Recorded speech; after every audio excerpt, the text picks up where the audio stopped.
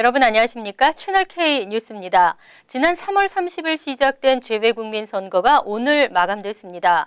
2012년 총선과 대선에 이어 세 번째로 실시된 이번 재외국민 선거는 투표 참여 편의성을 높이기 위해 신고 신청 절차를 간소화하고 추가 투표소까지 설치했지만 기대만큼 높은 참여를 얻어내지는 못했습니다. 정세진 기자가 보도합니다. 20대 총선 재외국민 선거가 오늘 마감됐습니다. 오늘까지 투표에 참여한 인원은 총 2,158명으로 전체 등록 유권자 6,120명 중 35.3%만 투표에 참여했습니다.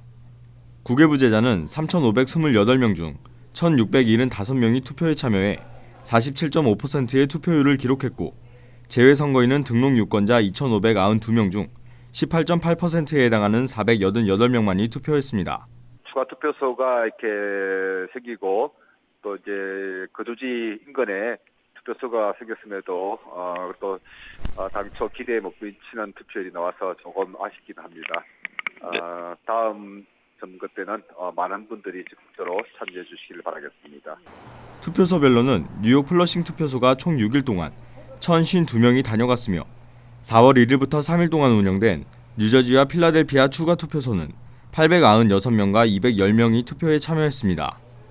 20대 총선 뉴욕 지역 투표율 35.3%는 4년 전인 19대 총선 37.9%보다 낮지만 참여 인원은 19대 총선 참여 인원 1,745명보다 413명 증가했습니다.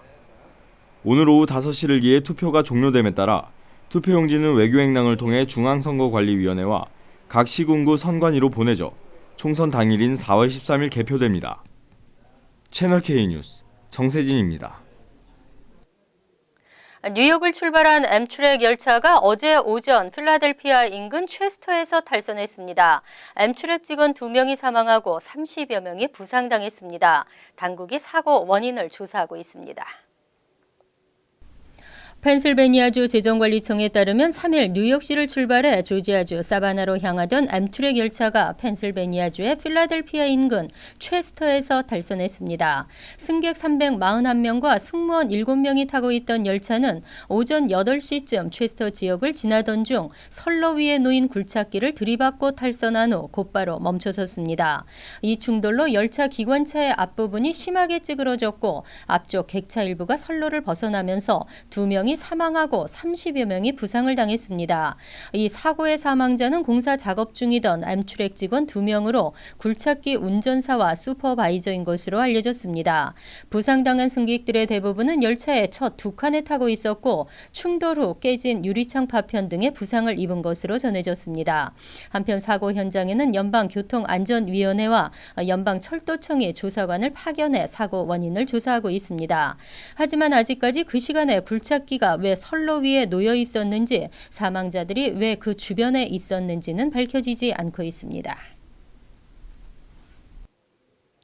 메디케어 수혜자가 지난 10년 새 3배가량 증가한 것으로 나타났습니다. 메디케어에 지출되는 비용도 증가하면서 메디케어 약값 보조, 월 보험료도 인상될 전망입니다. 연방정부가 65세 이상 노인 또는 장애인들에게 제공하는 건강보험인 메디케어 수혜자가 지난 10년 새 3배가량 늘어난 것으로 조사됐습니다. 의료제도 개선을 위한 비영리 단체 카이저 패밀리 재단이 공개한 보고서에 따르면 지난 한 해 미 전역의 메디케어 수혜자 수는 총 1,680만 명에 달했습니다. 2010년에 1,110만 명과 비교하면 51.3% 증가했습니다. 이에 따라 연방정부의 의료비용 지출도 늘어나면서 메디케어 월 보험료가 인상될 것으로 전망됩니다. 오바마 대통령은 지난해 2016 회계년도 예산을 제출하며 메디케어와 메디케이드에 지출되는 추가 비용 약 4천억 달러를 수혜자들에게 부과하기로 결정했습니다. 처방약 보험인 메디케어 파트 D 플랜의 뉴욕, 뉴저지 월 보험료도 올해부터 평균 13에서 17%가량 인상됩니다. 2016년도 메디케어 파트 D 플랜의 뉴욕주 평균 월 보험료는 43달러 15센트로 올해보다 13% 오르고 뉴저지주는 17%의 인상률을 기록해 평균 49달러 61센트까지 오를 것으로 예상됩니다. 라가디아 공항 인근 라이커스 아일랜드 교도소의 폐쇄가 검토되고 있습니다. 하지만 교도소 건립 후보지로 플러싱 인근이 거론되면서 지역 주민과 정치인들이 강력 반대하고 있습니다. 온라인 매체 DNA 인포는 시정부가 기존 라이커스 아일랜드 교도소를 폐쇄하고 다른 지역으로 교도소를 이전하는 계획을 검토하고 있다고 보도했습니다. 후보 지역에는 플로싱 칼리지 포인트의 폴리스 아카데미 인근이 포함됐습니다. 뉴욕시의 대표적인 교도소는 라과디아 공항 인근에 있는 섬 라이커스 아일랜드로 만여 명을 수용할 수 있습니다. 하지만 이곳의 시스템이 낙후되고 특히 각종 폭력 등 고질적인 병폐가 계속되면서 뉴욕시 규정 시스템에 대한 개혁의 목소리가 커지고 있습니다. 이에 빌 드블라지오 시장과 시의회는 특별위원회까지 구성하는 등 적극적인 대책 마련에 나서고 있습니다.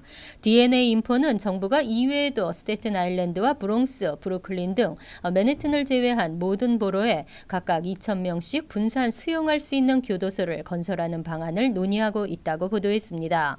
하지만 이와 같은 뉴스에 해당 지역 정치인들은 일제히 반발하고 있습니다. 토니 아벨라 주 상원의원과 마이클 시만 노위츠 주 하원의원, 폴 벨론 시의원 등은 일제히 강력한 반대 의견을 밝혔습니다.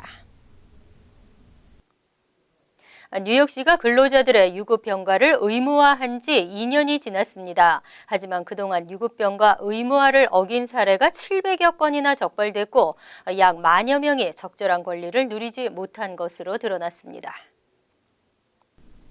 뉴욕시 정부는 지난 1일 유급병가 시행 2주년을 맞아 규정 위반 현황을 발표했습니다. 이에 따르면 위반 사례 700건이 처리됐고 총 170여만 달러가 벌금으로 부과됐습니다. 유급병가 정책 감독기관인 소비자보호국은 벌금 부과와 함께 9,600명에 이르는 근로자들에게 유급병가 혜택을 복원시켰다고 밝혔습니다. 뉴욕시에서는 지난 2014년 4월부터 유급병가 규정이 발효됐습니다. 이에 따라 1년 기준 80시간 이상 근무하는 직원이 5인 이상인 뉴욕시 기업은 근로자들에게 연간 5일의 유급병가 혜택을 제공해야 합니다. 직원 5인 미만 업체는 무급병가 혜택을 제공해야 합니다. 또 공지 규정에 따르면 고용주는 직원의 근로 첫날 반드시 근로자 권리를 직원에게 제공해야 합니다. 유급병가 규정 위반이 적발되면 첫 적발 시 최대 $500, 2년 이내 두 번째 적발은 최대 $750, 그 다음부터는 최대 $1,000의 벌금이 부과됩니다. 또 해당 종업원에게는 받지 못한 유급 병가분의 임금 3배에 해당하는 금액을 지불해야 합니다. 인터넷 서비스는 소득에 관계없이 사회 구성원 누구나가 누려야 하는 공공재입니다. 저소득층 가정에 저가 인터넷 서비스 혜택이 제공되면 전국 약 500만 가구가 해당될 전망입니다. 지난달 31일 연방통신위원회는 연방정부가 저소득층 가정에 월 인터넷 서비스 비용 $9 25센트를 지원하는 안건을 가결했습니다. 현재 저소득층에 집 전화 또는 휴대전화 요금 일부를 보조하는 라이프라인 프로그램에 인터넷 서비스를 추가하는 내용입니다. 대상은 연소득이 연방 빈곤선의 135% 이하인 저소득층 가정으로 현재 연방정부로부터 푸드스탬프 등의 혜택을 받고 있는 저소득층 자격과 같습니다. 단 이번에 추가된 인터넷 서비스는 집전화 또는 휴대전화 서비스 둘 중 하나의 서비스와 묶여있는 패키지여야 요금 보조를 받을 수 있습니다. 보조금은 가구당 1개 서비스에 대해서만 받을 수 있고 지원 신청은 오는 12월부터 가능합니다. 연방통신위원회는 인터넷 서비스 요금 지원 혜택을 받을 수 있는 저소득층이 전국 약 500만 가구에 이를 것으로 추산하고 있습니다. 연방통신위원회 측은 21세기 인터넷 서비스는 공공재로서 소득에 상관없이 공평하게 제공받아야 한다고 밝혔습니다. 재외동포 청소년들이 생각하는 한국은 어떤 곳일까요? 긍정적인 시각도 있고 부정적인 이미지도 있을 텐데요. K-팝과 드라마 등은 한국에 대한 관심을 갖게 하는 가장 큰 요인으로 나타났습니다. 한국청소년정책연구원은 지난해 7월 14일부터 8월 4일까지 중국과 북미, 남미, 유럽 등 전 세계 재외동포 청소년 575명을 대상으로 설문조사를 실시했습니다. 그 결과 전체 응답자의 26.3%는 한국에 관심을 가진 이유로 한류를 통한 드라마나 K-팝을 꼽은 것으로 나타났습니다. 이어 부모님이나 주변 어른들의 관심과 교육이 18.8%, 개인적인 한국 방문 15.3%, 주변 친구들의 관심과 대화가 8.7%, 한글 학교 등에서의 교육이 8.3%, 한민족 캠프나 축제 7.8%, 교환 학생이나 한국 프로그램이 7.1% 순으로 조사됐습니다. 또 한민족으로서의 정체성과 한국의 역사 전통에 대한 긍지는 대체로 높은 편이었습니다. 5점 만점으로 평가했을 때 한민족의 후손임이 자랑스럽다는 조사에는 4.31점, 한민족에 대한 소속감을 느낀다 4.07점, 한민족의 역사와 전통에 대해 자랑스럽게 생각한다는 4.18점으로 집계됐습니다. 외국환 거래법이 완화됩니다. 한국기획재정부가 오는 6월부터 시행할 개정된 외국환 거래법 시행령은 현행 규제 외환 금액을 대폭 늘리고 처벌도 완화했습니다. 한국기획재정부는 지난 1일 신고 의무를 어긴 금액이 미화 3만 달러 이하인 경우 형벌 대신 과태료를 부과하도록 하는 외국환 거래법 시행령 개정안을 입법 예고했습니다. 현행은 미화 1만 달러를 초과하는 외환이나 증권을 신고하지 않고 반출입하거나 허위 신고했다가 적발될 경우 위반 금액에 관계없이 1년 이하의 징역 또는 1억 원 이하의 벌금으로 형사처벌하도록 규정돼 있습니다. 하지만 앞으로는 신고 의무 위반 금액이 3만 달러 이하일 경우에는 형사처벌 대신 과태료만 부과됩니다. 징역이나 벌금은 사법처분이지만 과태료는 행정처분으로 과태료는 위반액의 5%로 정해졌습니다. 기재부는 이번 시행령 개정으로 외환, 휴대 반출입, 미신고 사범의 약 72%가 과태료 부과 대상이 될 것으로 전망했습니다. 이번 시행령 개정안은 오는 5월 2일까지 입법 예고 기간을 거쳐 개정 외국환 거래법이 발효되는 오는 6월 3일부터 함께 시행됩니다. 이집트 순모기가 뉴욕 일원에도 서식하는 것으로 확인됐습니다. 보건당국은 이집트 순모기가 서식하고 있다고 해서 반드시 지카 바이러스가 전염된다는 뜻은 아니라고 밝혔지만 사전 예방 조치와 주의를 당부했습니다. 연방질병통제예방센터는 지난달 31일 이집트 순모기의 서식지 현황 지도를 발표했습니다. 그 결과 뉴욕시를 포함한 뉴욕주 남부 일대와 뉴저지, 커네티컷, 펜실베니아와 델라웨어, 메릴랜드, 버지니아 등 미 동부 일대에도 이집트 순모기가 서식하고 있는 것으로 나타났습니다. 이 밖에 캘리포니아와 애리조나, 텍사스, 조지아, 플로리다 등 미 남부 지역 전체에도 지카 바이러스를 옮기는 모기가 서식하고 있는 것으로 조사됐습니다. 연방질병통제예방센터는 이집트 순모기가 서식하고 있다고 해서 반드시 지카 바이러스 전염이 확산된다는 뜻은 아니라면서도 각 지역 보건당국의 대대적인 방역과 함께 주민들 역시 각별히 주의할 필요가 있다고 당부했습니다. 특히 모기 퇴치를 위해 주택 주변에 물 웅덩이나 물이 고여있는 폐타이어, 드럼통, 꽃병 등은 즉시 제거할 것을 권고했습니다. 또 각 가정 내 유리창마다 방충망 설치가 제대로 돼 있는지 확인해야 한다고 강조했습니다. 이어서 LA 지역 한인사회 소식입니다. 민주평통 미주지역 운영위원회의가 LA에서 개최됐습니다. 미주 전 지역과 캐나다, 남미를 포함한 21개 협의회 회장단이 참석해 다양한 의견을 교환하는 자리가 됐습니다. 조한규 기자가 취재했습니다. 미주지역 20개 협의회 회장단과 부의장 그리고 간사 등 22명으로 구성되어 있는 민주평통 미주지역 운영위원회. 이 운영위원회의 전체 회의가 올해 들어 두 번째로 LA에서 열렸습니다.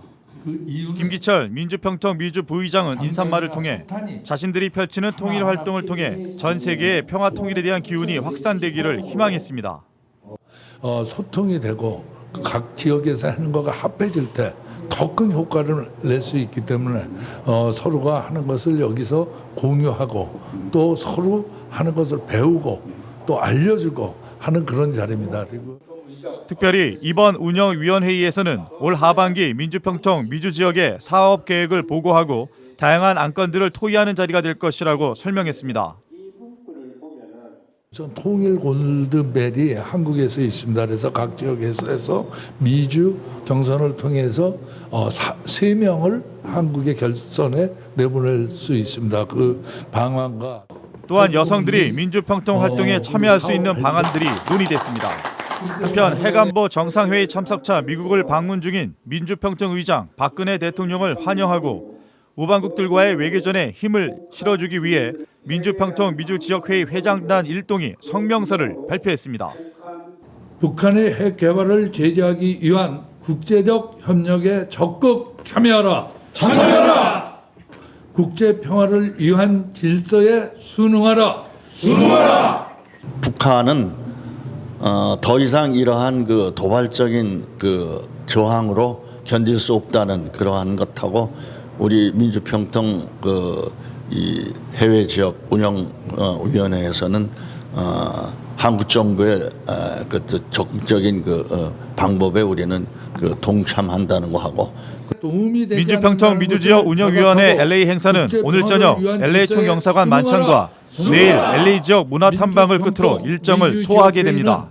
TVK 뉴스 조한규입니다. 월드리포트입니다. 평화, 화해, 용서라는 말은 이제 말뿐입니다. 지구촌의 평화가 깨지고 테러가 핥히고 간 브뤼셀의 도심 광장은 눈물과 분노로 채워지고 있습니다.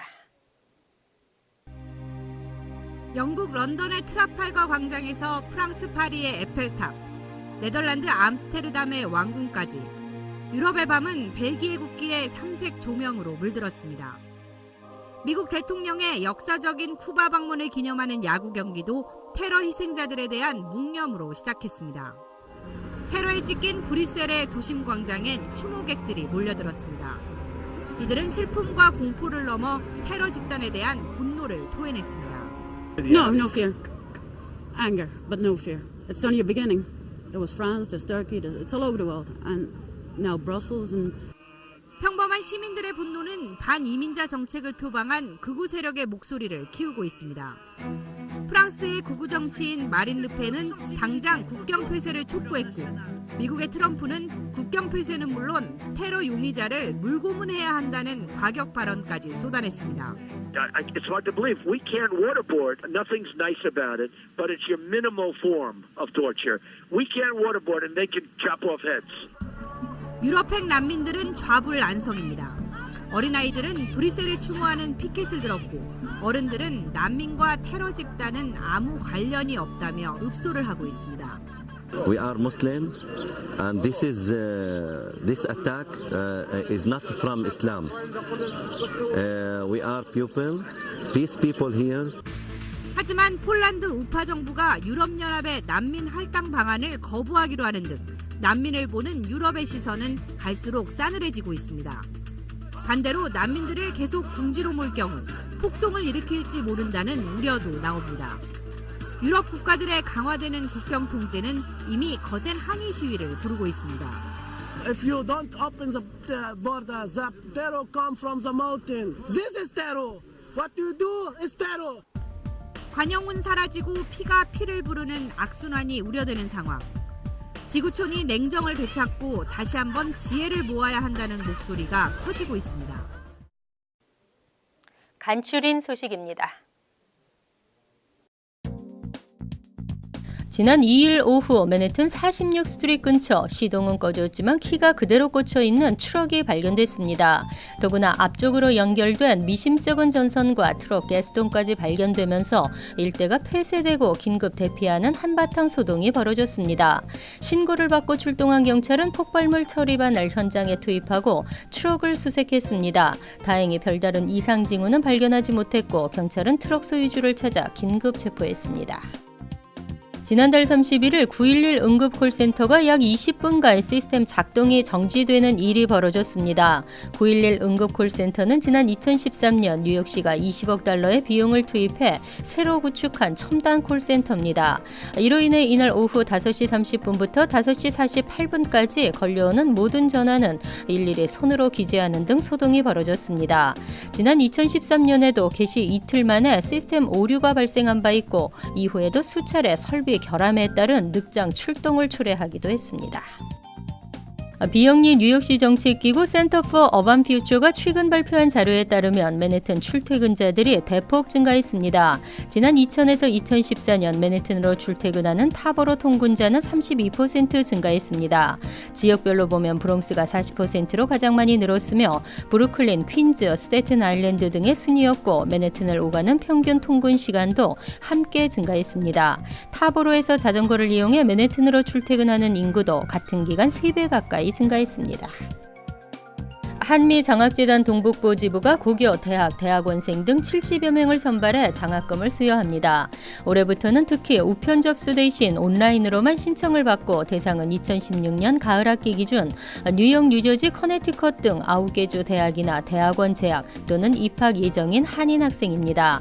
고등학교 11학년과 12학년생 한국전 참전 미군의 자손인 타민족 학생도 일부 선발합니다. 접수 기간은 1일부터 7월 8일까지입니다. 환율과 증권 소식입니다.